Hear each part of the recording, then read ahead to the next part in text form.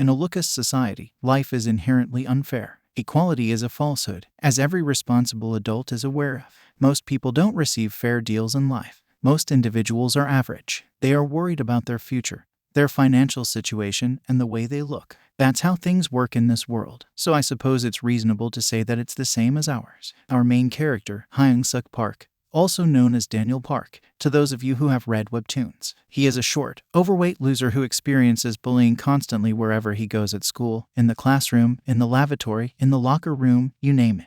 If there is a hierarchy in the school, this unfortunate individual places at the very bottom. A sad, wretched situation when death is preferred to life. That is, until he one day awakens in another man's body, and is finally given the opportunity to begin again both literally and figuratively. He was being bullied inhumanely in the days preceding that eureka moment. He understood that, at this school, it was already too late for him. The only option left for him to do in order to change the situation was to change schools. Unfortunately, his single mother already puts in too much effort for them to barely get by. To say that life is difficult would be an understatement, but as Hyung-Suk continues to punch a hole through their wall, his anger bursts from his body. He really ought to have attempted using his deadly punch on the bullies if he has one. Anyhow, when his mother is present at a sporting event at the school, the biggest bullies at the school try to take advantage of him. Again, I doubt any mother would watch helplessly as her son was humiliated in her presence, so she takes action, confronts the bullies face to face, and tells them to stop. This causes difficulties for Hyung-Suk.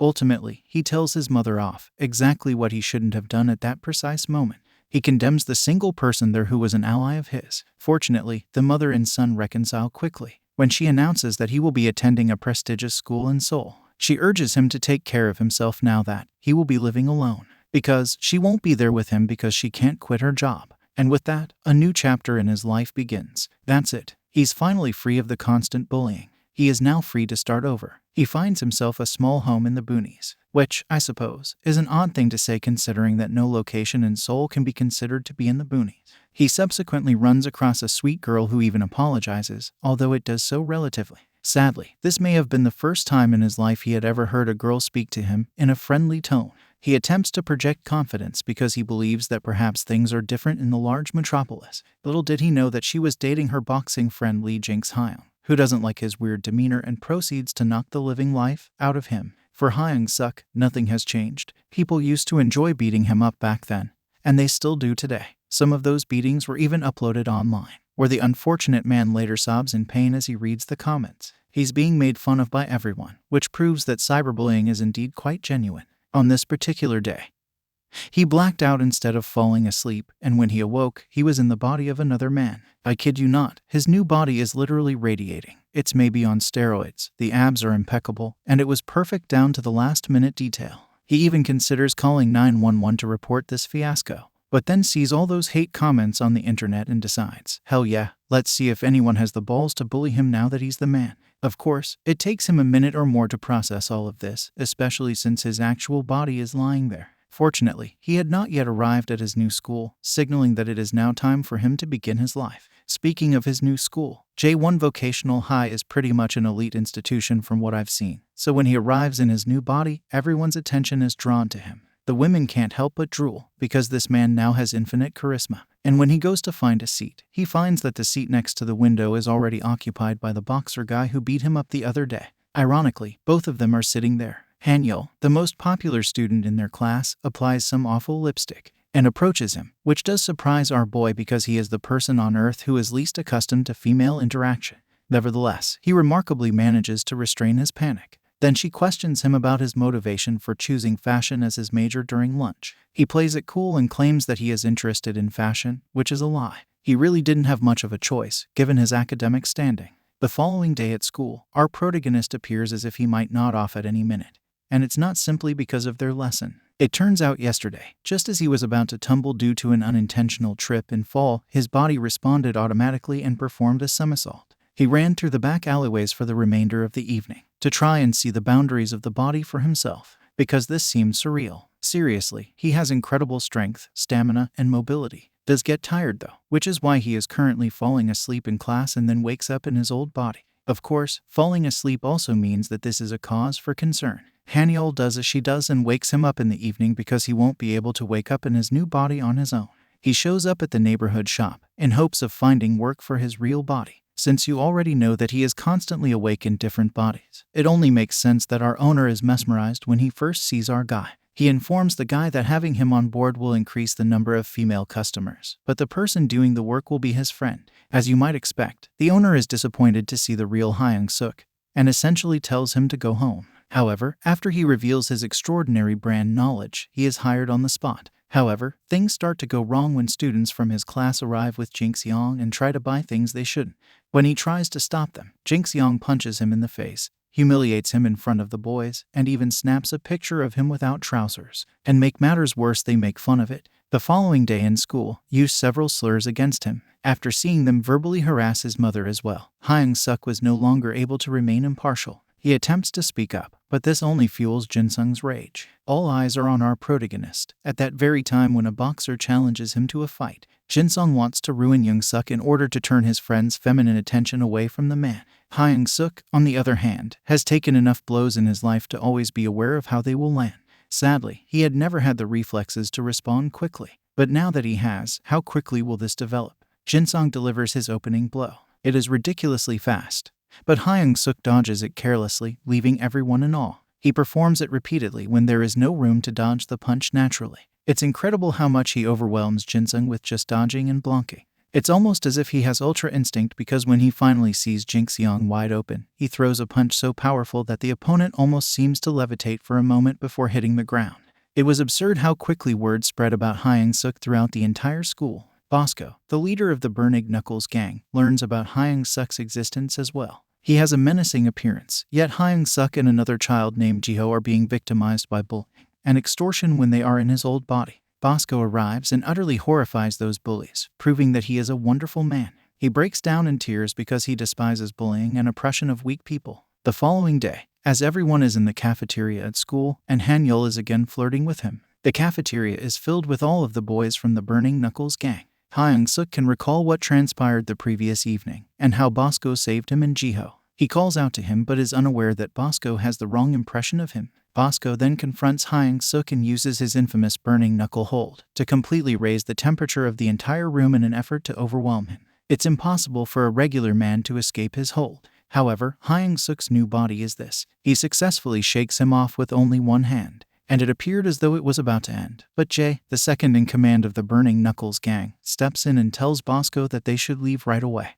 What really made a difference was how he expressed it, not what he said. He basically claimed that it was not in his best interests that they should leave, which immediately puts the spotlight on Hyung-suk and makes him look even badder in everyone's eyes. The previous day, the three guys were making fun of him and Jiho and tried inviting him out for drinks. Since Hyung-suk was coming, Han-yeol also shows up. Jin-sung then makes an appearance, and they make an effort to learn more about Hyung-suk. They consequently inquire as to his residence. He responds that he only cohabitates with a friend.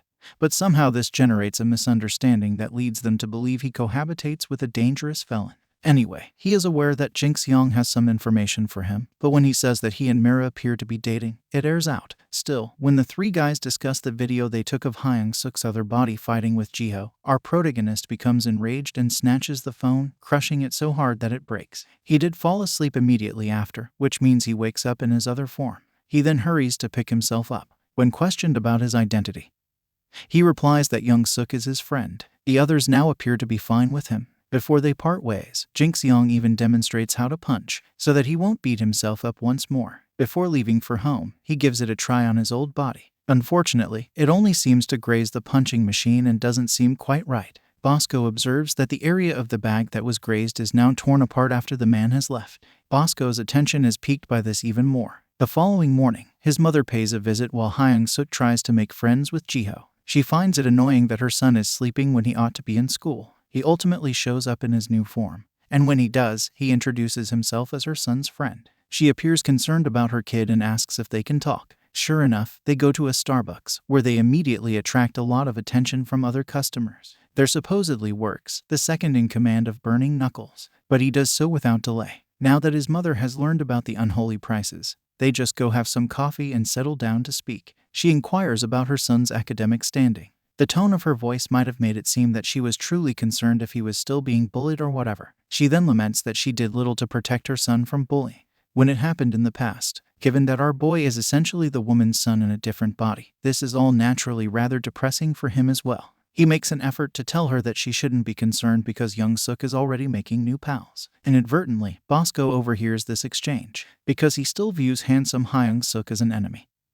He assumes that he is tormenting the other man throughout the day and lying to his mother. She then tells him about her new job and gives him some money for her son before they part ways. It's very clear that neither Bosco nor the man understood the other's context. When she left, Bosco took him straight to an empty lot. Consequently, it quickly comes down to punches. When Bosco strikes him, our protagonist is aware that being struck by a punch this powerful may potentially kill him, which forces him to fight back, where the superior athletic prowess of his new body once more shines in all its radiant glory. After he knocks him out with a spinning elbow, the renowned Bosco then shows up at the convenience store where other Hyung Suk works, and appears to apologize for not being able to refund his money. Before departing, he also motivates him to practice because, of course, he has that strength in him. After all, that is how he was able to destroy that punching bag. He begins by doing push-ups, which doesn't last long, but a lovely woman sees him working out and decides to bring him a protein drink. What a sweet lady improving the world, in all sincerity. Then there is Jae-yeol, a mysterious person who is never seen speaking.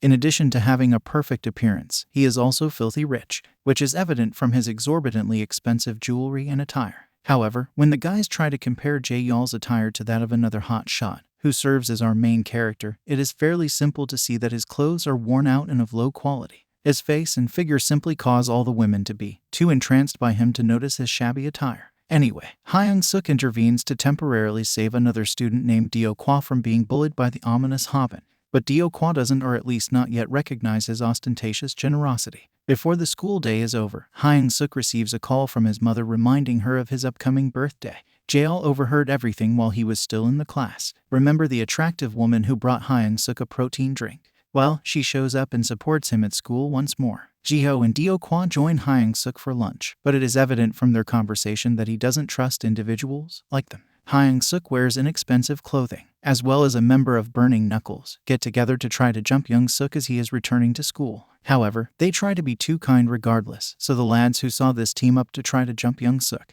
Instead of being jumped by them, Jae-yeol quietly welcomes him and then presents him with his pricey designer clothing and accessories. Well, Jae-yeol is already taking care of the guys who are going to jump him. They were patiently waiting for young Suk to arrive so they could call him out on his shoddy clothes, though, because they still hadn't had enough. The girls can't stop chatting about how the next time they encounter Hyung Suk, he is obviously completely wasted from head to toe. Following that, we see Dio-kwa and Hobbin participating in an audition. However, Dio-kwa was told to leave before he had a chance to sing. It wasn't even allowed to have a performance due of the mere fact of his appearance. But he is aware that this suffering will only make his lyrics more powerful. After yet another round of hardcore bullying, he subsequently chooses to take part in the talent contest at J1 High after spotting a poster for it.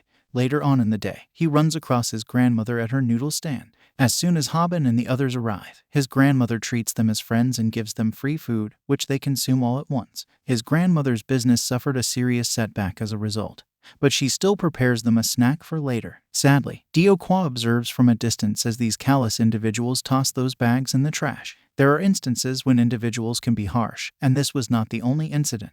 Even concerning his grandma's stall, they propagated untrue rumors. Hobbin publicly chastises and humiliates Dio-kwa in the cafeteria, after realizing that the student is seriously considering competing against him in the competition. But surprise, surprise, Hyung Suk, Yeol, and even Bosco enter and appear in front of Hobbin. He had no choice, except to accept defeat and flee. The following morning, Hyung Suk welcomes Dio-kwa outside of school and submits his entry for the competition. It was torn in half, but since he'd glued it, everything is okay. Dio-kwa, on the other hand, doesn't believe him, and thinks that Hyung Suk is merely being kind to him to try and play nice guy character. He adds that he aspires to be like AnimeSum, who also had a depressing and lowly beginning, and that this is why all of his agony and suffering will improve his songs. Unfortunately, Hobbin beats him up and rips them apart seriously when he later discovers him writing lyrics for the competition. The Lookism in the series is unreal. He was on the ground when he heard someone singing with a voice that was actually pleasing. He runs all the way up to where the voice is coming from and discovers Hyung Suk singing his melody. Now that he had heard enough, Hyung Suk was the one who Dio-kwa wanted to compete with. Dio-kwa is a little uneasy when Hyung Suk later joins him at his workplace, because he fears that Hyung Suk would treat him more disrespectfully because of his dilapidated home. But since young Suk is no different, their friendship develops quickly. Deokwa says something that truly resonates with Hyung-suk as they begin working on their game. He believes that they'll surprise everyone with Hyung-suk singing and his rapping. On his way home, Hyung-suk runs across Deokwa's grandma, who asks him if he'd want something to eat. However, he politely declines, not because he wasn't hungry, but rather because he didn't want to interfere with her business. Hoban, who had a song written for him by a famous songwriter, appeared to be just as prepared to surprise everyone as Young-suk and Deokwa. Hyung-suk attempts to practice singing one evening while continuing to work at the convenience store. This time, the pleasant lady overhears him and gives him a throat lozenge. Deokwa is happy with his advancement and this motivates him to practice harder. Hoban, on the other hand, is not pleased with what he sees. As a result, he drags Deokwa and Jiho to a back alley and beats them mercilessly, since he considers them annoying for even attempting to challenge him. Hyung-suk, Deokwa, and Jiho afterwards sat in unison in a gloomy quiet. Bosco, however, overhears Deokwa and Jiho discussing how after Hyung-suk entered the school, things started to improve. He's astonished because he assumed he was the foe. As soon as Bosco inquires, they confirm that what they said is accurate. Hyung-suk and Deokwa tied the knot on their practice the day before the event. When the promised day finally comes, they are prepared. The girl who has been buying our lad protein drinks and throat lozenges appears in a supercar with a man by the name of Gun. It appears that Gun is serving as her bodyguard. Hyung-suk resolves to go say hello after spotting her from a distance and entirely forgetting that he is in his other body, since she doesn't like him, because all she can see is some random playboy. And that makes things weird. Gun then grabs Young-suk's arm with incredible grip power, but he is able to shake it off despite the fact that he was no ordinary cookie. He then scores a kick so extraordinary that even Hyung-suk, in his new body, had to fall to his knees. Bosco conveniently appears. This time, he is here to support Hyung-suk as a friend. Gun doesn't give a damn and delivers a hard punch to Bosco's face. Bosco not only handles the weight of it well, but his lethal demeanor is unaffected. Then, explaining that he doesn't fight geeks, he commands Gun to remove his glasses. He doesn't look for people wearing glasses, it's just a personal rule. When the Gun pulls the glasses off, his eyes, which are jet black, are visible. Who the hell is he, exactly? This could have been violent. Gun is prompted to halt by the kind woman because they were about to go. After that, Bosco presents some milk to Hyung-suk as a sign of their new friendship. But you had to go there because the competition had already started. While Hoban and his band perform, Jeol gives nice clothing to Hyung-suk and Deokwa. They are also incredibly talented. But when Hoban and his band make their way backstage, he randomly hits Deokwa in the belly. Hyung-suk wishes to exact revenge on him. Deokwa assures him, though, that they will exact their vengeance on stage. Okay, so when they both appear on stage, remarks are made about how different the two stars look from one another. Deokwa, though, simply picks up the microphone and goes with the flow. Despite the fact that Hyung-suk is now experiencing stage fear, Deokwa's confidence rubs off on him, and the two of them let it all out. Their unhappy background, all the world had thrown at them thus far in their lives. Through their song, they expressed everything. Absolutely everyone is impressed. Bosco appears to be about to cry, but they all break out in cheers and match the energy. The director, who had Hoban's back, was also pleased, so he approaches the two of them, but regrettably, Hyung-suk is the only one he is interested in. Despite this, Hyung-suk doesn't care, especially given that his companion wasn't taken into account. Later, in the shadows, Deokwa, Jiho, and Hyung-suk gather together to find solace in each other's cozy energy. They viewed the song's video. And though Deokwa wasn't given much credit, he was happy with both his own and their performance. And that concludes the main plot of this anime adoption. However, a peculiar DJ also saw the video, and the nice lady apparently has a silly separate body in addition. All I can say is that Young-suk's new life has only just begun, for better or worse, so if you enjoyed this summer, you might think about checking out the webtoon. And there concludes the video as usual. If you like it, be sure to subscribe to the channel since I'll be posting a lot more